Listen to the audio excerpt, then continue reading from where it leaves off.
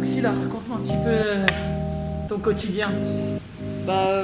On vient chaque matin ici à 10h, on s'installe, on sort notre ordinateur, on va sur le site internet de l'entreprise, enfin de l'agence immobilière, et on envoie des messages aux propriétaires qui veulent faire une location de leur appartement, afin de savoir s'ils ont des photos pour qu'on puisse les mettre sur le site, et si leur maison est toujours disponible, qu'on puisse les proposer à d'autres clients. D'accord. Et ces sources d'informations, vous les trouvez où exactement? Sur le site internet de l'agence immobilière. De votre agence? Oui.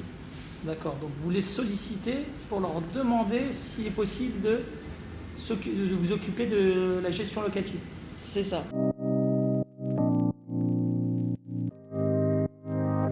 Donc si là, c'est pas ton premier stage, tu avais déjà fait des stages en France. Oui, Là aujourd'hui, tu fais un stage à l'étranger.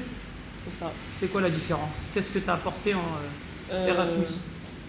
Déjà, c'est que je sois loin de la France, ce qui est différent, parce que c'est pas la même langue, c'est pas la même culture, on va dire. Ils réagissent pas de la même façon qu'ils vont réagir en France. Puis Erasmus m'a apporté la découverte d'un nouveau pays que je n'aurais sûrement pas fait dans ma vie, parce que je connaissais pas Malte avant ça. Et pour l'instant, ça me plaît. Ça fait 14 jours que je suis là. Et pour l'instant, tout se passe bien. Il fait pas très beau, mais le décor est beau. Donc c'est le plus En important. termes de développement personnel, voilà. Erasmus, qu'est-ce que ça t'a apporté? Est-ce que tu penses que ça... Je suis sortie de ma zone de confort, donc ça m'a apporté un point sur ça. J'ai pu être autonome, me faire à manger toute seule, aller dans l'hôtel, trouver lequel bus pour aller à cet endroit. Sinon, tout va bien. Merci Erasmus pour ce voyage, je vous remercie et j'espère participer à une mobilité comme ça. Alors Mona, comment ça va? Ça va très bien, monsieur. Je me sens mieux ici que... C'est pas le premier stage que tu fais. Entre faire des stages en France et faire des stages en mobilité Erasmus+, qu'est-ce que tu préfères? Personnellement, je préfère Erasmus+, faire à l'étranger. On va un petit peu justement s'échapper du bureau. Est-ce que tu as eu le temps de profiter de l'île? Ouais. J'ai beaucoup visité beaucoup de choses. Alors qu'est-ce que tu as visité à Malte?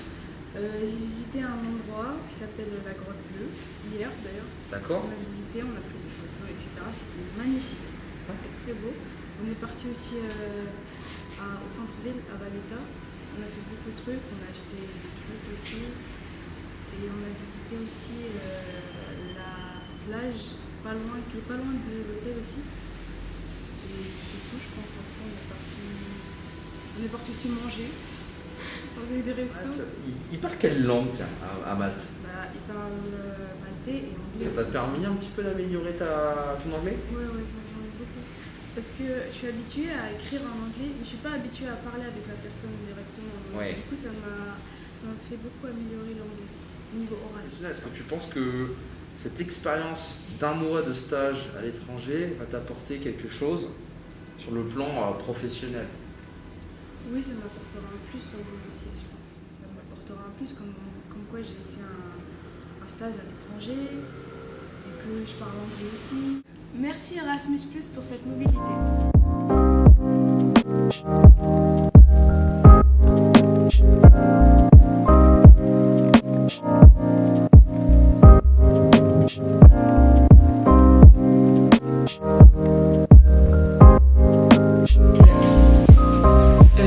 Là, on publie des annonces sur Facebook, des appartements en location. Et on publie en anglais et en français sur des groupes de Français à Malte. Et les intéressés, ils nous envoient des messages. Et si c'est des Anglais, on doit parler en anglais, leur répondre en anglais et demander leur numéro. Et quand c'est en anglais, on doit donner aux employés. Quand c'est en français, c'est à nous de gérer. D'accord, très bien. Ce qu'ils vous demandent concrètement, c'est quel type de questions qu'ils vous posent les Français ou les... Si l'appartement il est disponible, combien il coûte, où il se situe. Est-ce que vous pouvez nous parler de votre quotidien ici à Malte, en évoquant également les différences avec la France? Moi, je parle du stage. Les horaires aussi. Qu'on ne peut pas prospecter. C'est interdit la prospection à la main on peut. Et puis on fait tout à distance, on travaille sur les réseaux sociaux. Merci Erasmus+ pour cette mobilité.